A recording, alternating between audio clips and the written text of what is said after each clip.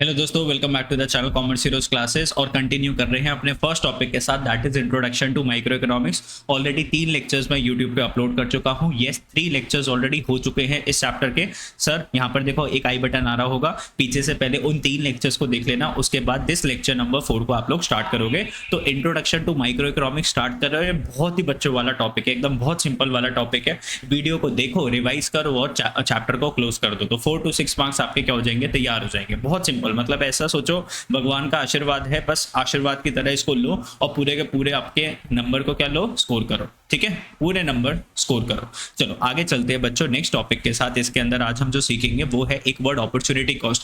और बेटा ये सिर्फ एक कॉन्सेप्ट नहीं है, बहुत इंपॉर्टेंट चीजें हैं। जब भी आप बिजनेस के डिसीजंस लेते हो तो आपको अपॉर्चुनिटी कॉस्ट को क्या करना पड़ता है सर जी, देखना पड़ता है। सर क्या होती है अपॉर्चुनिटी कॉस्ट? देखो डेफिनेशन के हिसाब से तो अपॉर्चुनिटी कॉस्ट क्या होती है? Opportunity cost is the cost of next best alternative foregone. अरे सर समझ में नहीं आया। सर अपॉर्चुनिटी कॉस्ट वो चीज है जो कि आपने छोड़ दी। सर इसका मतलब क्या हो गया? देखो फॉर एग्जांपल, मान लो आप वर्क करते हो बैंक के अंदर at a salary of 40,000 per month. मान लो अभी आप आज की डेट में किस में काम करते हो? बैंक में। कितने पैसे मिल रहे हैं आपको? 40,000 रुपीज पर मंथ आप अर्न कर रहे हो। Further suppose you receive 2 more job offers. मान लो आपको 2 जॉब के ऑफर आए, एक 30,000 पर मंथ का और दूसरा ऑफर आया कि जर्नलिस्ट की जगह आपको काम करना है 35,000 रुपीज पर मंथ। तो बच्चों एक बात बताओ, अगर आप 40,000 की जॉब नहीं कर रहे होते तो नेक्स्ट बेस्ट ऑल्टरनेटिव, देखो आपके पास 2 ऑल्टरनेटिव है, या तो आप एग्जीक्यूटिव की जॉब ले सकते थे 30,000 की, या आप जर्नलिस्ट की जॉब ले सकते हो 35,000 की। आप कौन सी जॉब में जाना पसंद करते हो? ऑब्वियसली सर 35,000 की जॉब लेते हो, उसमें ज्यादा पैसे मिल रहे हैं। तो सर ये जो 40,000 की जो अपॉर्चुनिटी कॉस्ट है, अपॉर्चुनिटी का कॉस्ट है जो आपने मिस कर दिया, वो क्या है? 35,000। मान लो जैसे कि मैं अपने स्टूडेंट्स को क्या कर रहा हूँ, पढ़ा रहा हूँ, ठीक है, मैं जॉब तो नहीं कर रहा, तो जॉब की जो सैलरी है वो मैंने क्या कर दी बच्चों? छोड़ दी, है ना। जॉब तो नहीं मैं कर पा रहा ना, बिकॉज मैं आपको क्या कर रहा हूँ, पढ़ा रहा हूँ। तो इसको क्या बोलते हैं? अपॉर्चुनिटी कॉस्ट के। भैया मेरी आज की डेट में पढ़ाने की अपॉर्चुनिटी कॉस्ट क्या है कि मान लो मैं जॉब नहीं कर पा रहा। मान लो इफ अगर मैं जॉब कर रहा होता तो जॉब में मान लो अगर मुझे 70,000 रुपीज पर मंथ मिल रहा होता, कितना मिल रहा होता? 70,000 पर मंथ। मैंने डिसाइड करा कि मैं बच्चों को क्या करूंगा, टीच करूंगा, तो इसलिए मैंने अपना कोचिंग इंस्टीट्यूट खोला और आप लोगों को पढ़ाना स्टार्ट कर दिया। तो अब इसकी अपॉर्चुनिटी कॉस्ट क्या है? सर अपॉर्चुनिटी कॉस्ट है कि मैं ये 70,000 अर्न नहीं कर पा रहा। या फिर मान लो एक बिजनेसमैन होता है बच्चों, बिजनेसमैन है, वो अपना क्या करता है? बिजनेसमैन क्या करता है सर जी? बिजनेस करता है।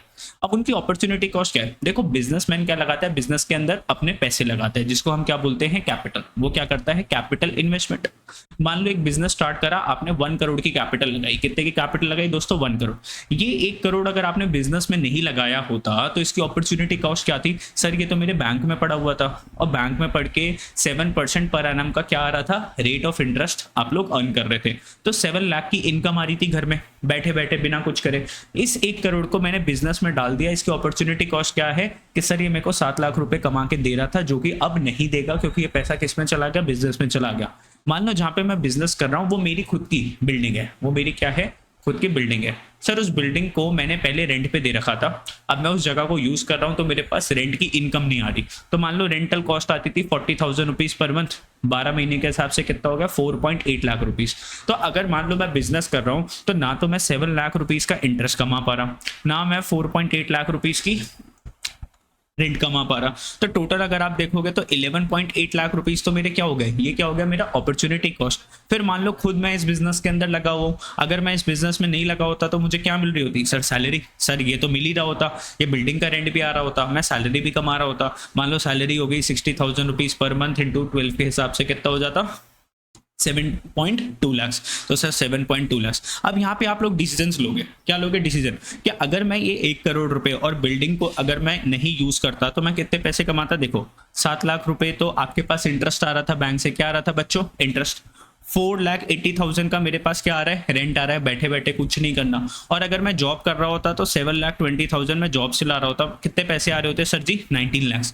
तो आप बिजनेस कब करोगे? जब आप 1 करोड़ रुपए लगा के 19 लाख रुपए से ज्यादा कमा रहे हो। मान लो आप कमा रहे हो 24 लाख रुपीज या आप कमा रहे हो 30 लाख रुपीज, आप अगर अर्न कर रहे हो तो सर समझ में आ रहा है। वरना आपको ये डिसीजन नहीं लेना, आपको बिजनेस स्टार्ट नहीं करना, बिकॉज आपकी अपॉर्चुनिटी कॉस्ट ज्यादा है। समझ गए मेरी बात? हर एक चीज की अपॉर्चुनिटी कॉस्ट है। मान लो अभी आप मेरी वीडियोस को देख रहे हो, इसकी अपॉर्चुनिटी कॉस्ट क्या है कि आप सर इंस्टाग्राम पे रील्स नहीं देख पा रहे या यूट्यूब के ऊपर वीडियोस नहीं देख पा रहे, हर चीज की अपॉर्चुनिटी कॉस्ट है। आप कुछ अभी कर रहे हो तो कोई ना कोई ऐसा काम है जो आप नहीं कर पा रहे हो। तो जैसे मैं एग्जाम्पल दिया, अगर आप 40,000 की जॉब कर रहे हो तब 35,000 की जॉब नहीं कर रहे। In the given case opportunity cost of working in the bank is the cost of next best alternative foregone. तो बैंक में अगर आपने चूज करा आप काम करोगे, उसकी अपॉर्चुनिटी कॉस्ट क्या है सर? ₹35,000। तो opportunity cost is the cost, cost मतलब सर खर्चा है नेक्स्ट बेस्ट ऑल्टरनेटिव फॉरगॉन, जो दूसरा ऑप्शन आपने छोड़ दिया। तो जैसे मैंने बोला कि मैं पढ़ा रहा हूँ, तो दूसरा ऑप्शन मैंने कौन सा छोड़ दिया सर? मैं सैलरी नहीं अर्न कर पा रहा 70,000 रुपीज पर मंथ की, तो ये क्या है? Opportunity foregone. The amount of other goods and services that must be sacrificed to obtain more of one good is called the opportunity cost of that good. तो amount of goods and services that must be sacrificed to obtain more of one good. तो जैसे मान लो आपने एक सामान तो ले लिया, लेकिन उस एक सामान की वजह से आप दूसरी चीज नहीं ले पाए। जैसे मान लो आपके मम्मी पापा ने बोला कि ले बेटा 2,000 रुपीज ले और अपने कपड़े की बर्थडे की क्या कर ले? शॉपिंग कर ले। अब बच्चों आपने 2,000 रुपीज की जीन्स परचेज कर ली। क्या परचेज कर ली? 2,000 की जीन्स परचेज कर ली। तो अब आप क्या नहीं परचेज कर पाओगे सर? क्या नहीं परचेज कर पाओगे अगर आपने 2,000 की जीन्स ली? सर शर्ट नहीं परचेज कर पाएंगे या टी शर्ट नहीं परचेज कर पाएंगे। इसको बोलते हैं opportunity cost of that good. मतलब जो जीन्स की जो अपॉर्चुनिटी कॉस्ट है ना, वो क्या है कि सर हम लोग शर्ट नहीं परचेज कर पा रहे बिकॉज हमने बहुत एक्सपेंसिव ऑलरेडी जीन्स परचेज कर ली। ठीक है, ओके सर। अब बात करते हैं sir super duper important topic के साथ। बहुत इंपॉर्टेंट टॉपिक है सर, जिसको बोलते हैं पीपीएफ, प्रोडक्शन पॉसिबिलिटी फ्रंटियर, या production possibility curve, PPC, production possibility curve. Sir 100% question आता है यहाँ से, ध्यान से देख लेना शैतानो। वीडियो अगर अच्छी लगती है तो वीडियो को क्या करना है? लाइक करना है, दोस्तों के साथ शेयर करना है, चैनल को सब्सक्राइब करना है, और एक कमेंट बॉक्स में कमेंट कर दिया करो कि सर हमें सारी वीडियोस को समझ में आ गया। तो बोल दिया करो yes sir, the explanation was good, हमें सब कुछ चीजें समझ में आ रही है। ठीक है, पीपीएफ की बात करें, प्रोडक्शन पॉसिबिलिटी फ्रंटियर, या फिर पीपीसी, प्रोडक्शन पॉसिबिलिटी कर्व। क्या होता है सर ये? ध्यान से देखना। Production possibility frontier refers to the graphical presentation. चलो मैं समझा देता हूं पहले बच्चों। पीपीसी कर्व होता है कुछ इस तरीके से। देखो मेरी राइटिंग जो ना थोड़ी सी ज्यादा सुंदर है, तो आप देखना। देखो ये वाली फिगर मैं यहाँ पे बना रहा हूँ, देखो ऐसे सीधी लाइन, एकदम ऐसे सीधी लाइन। और बच्चों एक ये कर्व आया यहाँ से, ऐसे ये क्या करके हमने कर्व बनाया। ये बच्चों अपना वाई एक्सिस है, ये क्या है? अपना एक्स एक्सिस है। सर दो गुड्स है, हम बात कर रहे हैं इसमें दो गुड्स की, जो कि एक इकोनॉमी क्या कर सकती है? प्रोड्यूस कर सकती है। मान लो मैंने यहाँ पे लिख दिया बटर। अब थोड़ा सा ये जो इसके अंदर जो एग्जांपल है ना, बहुत अजीबो गरीब है बुक का, लेकिन हम समझते हैं इसको। गन है, देखो या तो हम बटर बना रहे हैं या फिर हम क्या बना रहे हैं? गन्स। क्या बना रहे हैं बच्चों? गन्स बना रहे हैं। ठीक है, चलो देखते हैं, अब ध्यान से समझना। अब सर ये जो कर्व है आप देख रहे हो क्या हो रहा है? धीरे धीरे हम क्या कर रहे हैं सर? बटर की प्रोडक्शन को इंक्रीज कर रहे हैं। धीरे धीरे हम क्या कर रहे हैं सर? बटर की प्रोडक्शन को इंक्रीज कर रहे हैं। कैसे जा रहे हैं? लेफ्ट राइट वर्ड्स जा रहा है ना, देख रहे हो ये राइट वर्ड्स जा रहा है। धीरे धीरे हम बटर की प्रोडक्शन इंक्रीज कर रहे हैं, और जैसे जैसे हम नीचे आ रहे हैं बेटा, गन्स की प्रोडक्शन क्या होती जा रही है? कम होती जा रही है। देखो पहले गन इतने लेवल पे बन रही थी, फिर गन की प्रोडक्शन क्या हो गई? फिर और कम हो गई, फिर गन की प्रोडक्शन और कम हो गई, फिर गन की प्रोडक्शन और कम हो गई। तो धीरे धीरे हम पता है क्या कर रहे हैं सर? जो गन की जो मैन्युफैक्चरिंग है ना, GUN, गन की जो मैन्युफैक्चरिंग है GUN, गन, उसकी मैन्युफैक्चरिंग हम कम कर रहे हैं। गन्स हम कम बना रहे हैं और धीरे धीरे बटर को हम ज्यादा बनाते जा रहे हैं। ठीक है, मान लो हमें बटर ज्यादा बनाना है, तो सर अगर हम बटर ज्यादा बनाएंगे तो गन की प्रोडक्शन कम होगी। कोई एक चीज ज्यादा बनेगी तो दूसरी चीज कम बनेगी। दोस्तों कहना मैं ये चाहता हूं आप लोगों को, अगर इफ यू आर चूजिंग कि हम सब बटर ज्यादा बना रहे हैं तो गन आपको कम बनाना पड़ेगा। More of one good means less of other good. More of one good, अगर आप बटर ज्यादा बना रहे हो तो गन्स आपको कम बनानी पड़ेंगी। ठीक है, इतनी सी बात समझ के? यस।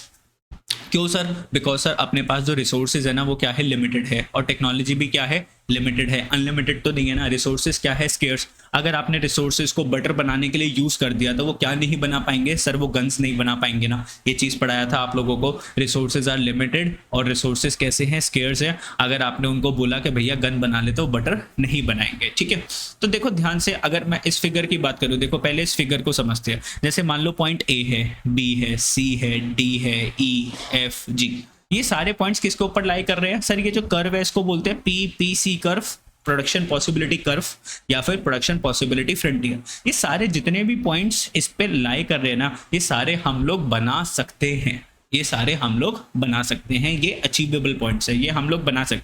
पॉइंट ए की बात करें, पॉइंट ए पे आप देखोगे क्या दिख रहा है सब, पॉइंट ए पे गन्स कितनी बन रही है 21, बटर कितना बन रहा है 0। पॉइंट बी की बात करते हैं, तो बी पे सर अगर हम मान के चले इस पे गन्स कितनी बन रही है, देखो कुछ कम बन रही होगी। पॉइंट बी पे गन्स बन रही है 20, पॉइंट बी पे गन्स कितनी बन रही है 20, बटर कितना बन रहा है बच्चों 1, क्योंकि अगर आप सीधी ऐसे लाइन पास करोगे कितना आ जाएगा 1। फिर सी की बात करते हैं, सी पॉइंट पे आप देखोगे 18 गन्स बन रही है और 2 क्या बन रही है बटर। पॉइंट डी की अगर हम बात करें 15 गन्स बन रही है और 3 बटर बन रहे हैं। तो धीरे धीरे आपकी गन्स की प्रोडक्शन ई पॉइंट पे 12 गन्स बन रही है और बच्चों 4 बटर बन रहे हैं। तो धीरे धीरे गन्स की प्रोडक्शन कम होती जा रही है और बटर की प्रोडक्शन हमारी क्या होती जा रही है, इंक्रीज होती जा रही है। तो ध्यान से देखो, है ना, देखो ध्यान से पॉसिबिलिटीज है। अब ये क्या है पॉसिबिलिटी, अब देखो हम हो सकता है पॉइंट ए पर हो सकता है हम पॉइंट बी पर है, सी पर है, डी पर है, ई पर है, एफ है, जी, सारे पॉइंट्स पे तो हम लोग प्रोडक्शन नहीं कर सकते। हम इनमें से किसी एक पॉइंट पे क्या करते हैं, प्रोडक्शन करते हैं, ठीक है, इनमें से किसी एक पॉइंट पे प्रोडक्शन करेंगे। अब सर ये सारी पॉसिबिलिटीज है, क्या है सारी पॉसिबिलिटीज, गन्स की और किसकी, बटर की। अब देख लो ध्यान से, गन की प्रोडक्शन बढ़ती जा रही है, ये धीरे धीरे इंक्रीज हो रहा है, बटर की प्रोडक्शन बढ़ती जा रही है और गन्स की प्रोडक्शन कम होती जा रही है। ये बात क्लियर है आप लोगों की, यस सर क्लियर है। चलो अब पढ़ते हैं कि सर पीपीएफ क्या होता है। PPF refers to the graphical presentation. हाँ सर हमने ग्राफ बनाया तो ये ग्राफिकल प्रेजेंटेशन तो है। पॉसिबल कॉम्बिनेशंस है, तो सर बहुत सारे कॉम्बिनेशंस है, point A B C D E F, इतने सारे कॉम्बिनेशंस है ऑफ 2 गुड्स। 2 गुड्स की बात कर रहे थे हम सर, बटर की बात कर रहे थे और गन की बात कर रहे थे। दैट कैन बी प्रोड्यूस्ड, जो हम सर बना सकते हैं गिवन रिसोर्सेज के साथ और टेक्नोलॉजी के साथ। आज हमारे पास जो भी रिसोर्सेज है, लैंड, लेबर, कैपिटल, एंटरप्राइज और जो भी अपने पास टेक्नोलॉजी है, उससे हम ये सारा सामान बना सकते हैं। इसको और क्या बोलते हैं सर, इसको बोलते हैं प्रोडक्शन पॉसिबिलिटी कर्व या फिर प्रोडक्शन पॉसिबिलिटी बाउंड्री भी बोलते हैं इसको, ट्रांसफॉर्मेशन कर्व भी बोलते हैं, ट्रांसफॉर्मेशन फ्रंटियर भी बोलते हैं या फिर ट्रांसफॉर्मेशन बाउंड्री भी बोलते हैं। तो इतनी तरीके से मैडम ये क्वेश्चन पूछ सकती है, बोल सकती है एक्सप्लेन करके दिखाओ ट्रांसफॉर्मेशन बाउंड्री। तो प्यारे प्यारे बच्चे क्या समझेंगे, क्या एक्सप्लेन करोगे आप लोग, सर पीपीएफ कर्व को आपको क्या करना है, डेफिनेशन को एक्सप्लेन करना है। बच्चों डेफिनेशन को बाय हार्ट आपको लर्न करना है, मेरा काम था आप लोगों को समझाना, मैंने आप लोगों को समझाया। बच्चों आपका काम है लर्न करना और यकीन मानना कि अगर आप समझ के लर्न करोगे ना तो बहुत इजीली लर्न हो जाएगा और अच्छे से लर्न करना है, ठीक है। चलो अब सर इस पीपीएफ को बनाने के लिए कुछ एजम्पशंस लगती है। एजम्पशंस का मतलब क्या है, कुछ बातें हमने अज्यूम कर ली, मान ली। एक्चुअल में ऐसा नहीं है, लेकिन हमको अगर इस थ्योरी को प्रूफ करना है, पीपीएफ को अगर हमें प्रूफ करना है तो कुछ चीजें हमें अज्यूम करनी पड़ेगी। जैसे the amount of resources in the economy is fixed. Sir हमारे जो रिसोर्सेज है ना वो क्या है, फिक्स्ड है। हम ना तो लेबर बढ़ा रहे हैं, ना लैंड बढ़ा रहे हैं, ना कैपिटल बढ़ा रहे हैं, but these resources can be transfer from use to another. अब जैसे मान लो हमें बटर ज्यादा बनाना था और हमें गन्स कम बनानी थी, तो जो भी लेबर्स थे ना वो हमने गन से कहाँ पे ट्रांसफर कर दिया, बटर बनाने के लिए ट्रांसफर कर दिया, क्योंकि अपने पास जो रिसोर्सेज है वो कैसे है, फिक्स। अगर अपने पास 100 बंदे काम करते हैं तो अपने पास 100 बंदे ही है। अगर आपको बटर ज्यादा बनाने तो आप क्या करो, जो वर्कर गन बना रहा है उसको भेज दो क्या बनाने के लिए, बटर बनाने के लिए, ठीक है। तो सबसे पहली एजम्पशन क्या है, अपने रिसोर्सेज क्या है, फिक्स। नॉर्मली अगर हम बात करें तो हम मशीन्स वगैरह परचेज कर सकते हैं और वर्कर्स को हायर कर सकते हैं, लेकिन यहाँ पे हमें रिसोर्सेज को क्या रखना है, fix. With the help of given resources only 2 goods can be produced। तो यहाँ पर सिर्फ हम 2 गुड्स की बात कर रहे हैं। नॉर्मली फैक्ट्री के अंदर बहुत सारे गुड्स भी बन जाते हैं। Resources are fully and efficiently utilized. Workers का टाइम हम वेस्ट नहीं कर रहे हैं, उनको अच्छे से यूटिलाइज कर रहे हैं। सारे वर्कर्स के टाइम को एफिशिएंटली हम यूटिलाइज कर रहे हैं, सारे फैक्टर्स ऑफ प्रोडक्शन को। Resources are not equally efficient in production of all products. देखो ध्यान से, जो वर्कर, जो लेबर गन अच्छे से बनाता है, क्या अच्छे से बनाता है, गन, क्या वो बटर उतने ही एफिशिएंसी से अच्छे से बना लेगा। जैसे मान लो कोई बच्चा, उसका मैथ्स बहुत अच्छा है, लेकिन वो ही बच्चा लर्निंग के लिए अच्छा नहीं है, उससे लर्निंग नहीं हो पाती, उसकी एफिशिएंसी किस में अच्छी है, मैथ्स में। अब उसको बोल दो कि तू मैथ्स ना पढ़ के कोई दूसरा सब्जेक्ट पढ़ ले, क्या वो पढ़ पाएगा, उसकी एफिशिएंसी है ना, नहीं ना। विराट कोहली को अगर हम बोलते गाना गा के दिखा दे तो भैया उनकी एफिशिएंसी है क्या गाने में, नहीं सर। उन्होंने प्रैक्टिस किस चीज की करी हुई है, सर क्रिकेट की, तो क्रिकेट अच्छा खेलेंगे। ऐसे अपने पास जो लेबरर्स है उन्होंने क्या अच्छे से प्रैक्टिस कर रखी है, बना बना के गन्स। अब उस वर्कर को एकदम से आप बोल दोगे कि भाई तू क्या बना, बटर बना, तो जब वो बटर बनाएगा ना उसकी एफिशिएंसी क्या हो जाएगी, कम हो जाएगी, काम करने की क्षमता क्या हो जाएगी, कम हो जाएगी। तो resources are not equally efficient in production of all product. So when resources are transferred from production of one good to another, तो आप बोलते हो कि भाई गन्स ना बना के बटर बना दे, उनकी जो प्रोडक्टिविटी है, काम करने की जो स्पीड है वो क्या हो जाएगी, कम हो जाएगी। लेवल ऑफ टेक्नोलॉजी क्या है, आपकी कांस्टेंट है, टेक्नोलॉजी को हम इंप्रूव नहीं कर रहे, डिक्रीज नहीं कर रहे, जो टेक्नोलॉजी है वो है। मान लो हमारे पास अगर 3 मशीन्स है तो हमारे पास 3 ही मशीन्स है, ना हम कम कर रहे ना हम बढ़ा रहे। तो ये कुछ आपके एजम्पशंस थी पीपीएफ की, ये भी पूछी जा सकती है आपके एग्जामिनेशन के अंदर। तो डेफिनेशन तो है ही है, प्लस आपकी कुछ एजम्पशंस है पीपीएफ की। फिर आगे हम बात करते हैं, तो सर ये तो मैंने आपको बता दिया, ये सारी पॉसिबिलिटीज़ है। हो सकता है हम पॉइंट ए बना रहे हो सकता है पॉइंट सी को हम लोग प्रेफर कर रहे हो सकता है पॉइंट एफ को हम लोग बना रहे हैं, ठीक है। चलो आगे चलते हैं।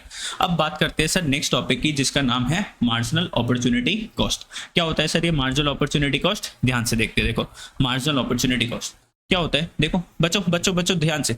It refers to the number of units of a commodity sacrificed to gain one additional unit of another commodity. Sir आपने कितनी कमोडिटी सेक्रीफाइस करी एक कमोडिटी को गेन करने के लिए? तो ध्यान से देखो, एमओसी की अगर मैं बात करता हूं, एमओसी कितना आपने सेक्रीफाइस करा। तो बच्चों यहाँ पे हम सेक्रीफाइस किसको कर रहे हैं? सर गन्स को हम सेक्रीफाइस कर रहे हैं, क्या बनाने के लिए? बटर। तो गन कितनी सेक्रीफाइस करी सर? 20 से 21 से किस पर आए? 20 पर आए। तो कितना सेक्रीफाइस करा? 1। फिर 20 की जगह हमने कितनी गन्स बनाई? सर 18 कितना सेक्रीफाइस करा? 2। फिर 18 की जगह कितनी गन्स बनाई? 15 कितने का सेक्रीफाइस हुआ? 3। फिर 15 की जगह 11 बनाई, कितने का सेक्रीफाइस हुआ? 4। और फिर कितनी गन्स बनाई? 11 की जगह 6, कितना सेक्रीफाइस हुआ? 5। तो एमओसी क्या है? एमओसी है सेक्रीफाइस, जो कि आपने करा। क्यों करा सेक्रीफाइस? कुछ एक चीज को गेन करने के लिए। तो बटर को गेन करने के लिए, बटर ज्यादा बनाने के लिए हमने गन्स की प्रोडक्शन को क्या करा है? सेक्रीफाइस करा है, कम करा है। तो गन्स की प्रोडक्शन हमने जो कम करी बटर को गेन करने के लिए, उसको क्या बोलते हैं हम लोग? एमओसी, ठीक है। In case of PPC MOC is always increasing. तो एमओसी देख रहे हो हमेशा इंक्रीज हो रहा है, 1 2 3 4 5 6, मतलब सेक्रीफाइस धीरे धीरे बढ़ता जा रहा है। सेक्रीफाइस धीरे धीरे क्या होता जा रहा है? बढ़ता जा रहा है। सर ऐसा क्यों है? In case of PPC MOC is always increasing. तो छोटा सा क्वेश्चन आ जाता है, why MOC is always increasing? That is more and more units of commodity has to be sacrifice to gain an additional unit of another commodity, ठीक है। तो MOC हमेशा से क्या करता है बच्चों? इंक्रीज कर रहा है। देखो हमेशा इंक्रीज कर रहा है ना, 1 2 3 4 5 6। अब इसका रीजन क्या है? देखो नीचे बता रखा है reason, why increasing MOC operate. Sir ऐसा क्यों होता है कि हमेशा एमओसी आपका इंक्रीज करता है? बिकॉज तो क्वेश्चन कैसा आएगा? Why MOC always increasing? Because productivity and efficiency of factors of production decreases as they are shifted from one use to another। तो जैसे ही मैं अपने लेबर जो कि क्या बनाता था? गन्स, मैंने उसको बोला भाई जी आज से आपको गन नहीं बनानी। अरे बेटा लेबर आज से आपको गन नहीं बनानी, आज से आपको क्या बनाना है? बटर बनाना है। तो बंदा एकदम तो पहले शॉक्ड में आ जाएगा, वो क्या बोलेगा? यार मैं तो गन बनानी आती थी, बटर कैसे बनाऊंगा? तो जैसे ही आप उसको बटर बनाने के लिए बोलोगे, उसकी प्रोडक्टिविटी और एफिशिएंसी क्या हो जाएगी? Decrease, as they are shifted from one use to another। A gun making worker is shifted to make butter which is in high demand, but his productivity decreases as he is not efficient in making butter। क्योंकि उसकी productivity क्या हो जाती है बच्चों? कम हो जाती है बटर बनाने के लिए, ठीक है। ये चीज समझ में आ रही है? तो गन्स की प्रोडक्शन क्या होती जाएगी? कम होती जाएगी। और बटर की प्रोडक्शन क्या हो रही है आपकी यहाँ पर? एमओसी, ठीक है। तो आप देख रहे हो यहाँ पर ये एक तरीके से आप देख नहीं रही है एमओसी और जो बटर जो है वो एक साथ क्या हो रहा है भाई? जितना आप लोग यहाँ पे सेक्रीफाइस कर रहे हो, गन्स जितनी आप सेक्रीफाइस कर रहे हो उतना ही आप क्या बना पा रहे हो? सर बटर बना पा रहे हो, है ना। ये दोनों कॉलम्स क्या कर रहे हैं? मैच। एमओसी किसके इक्वल जा रहा है? बटर के इक्वल जा रहा है। दोनों कॉलम्स क्या कर रहे हैं आपके? मैच कर रहे हैं, है ना।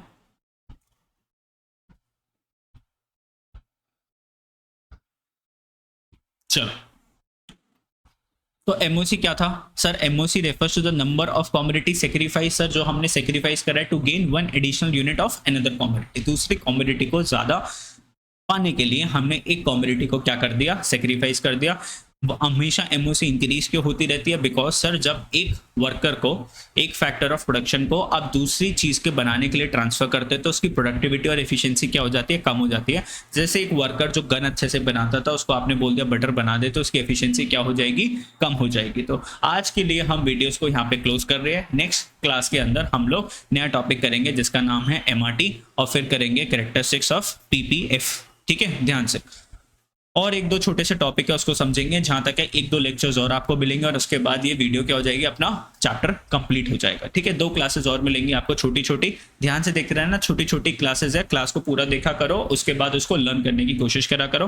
नोट्स नीचे डिस्क्रिप्शन बॉक्स में है, अकाउंट्स को आपको रिवाइज करना है, इकोनॉमिक्स को रिवाइज करना है तो नीचे लिंक है, वहां से भी आप लोग रिवाइज कर सकते हो। ठीक है।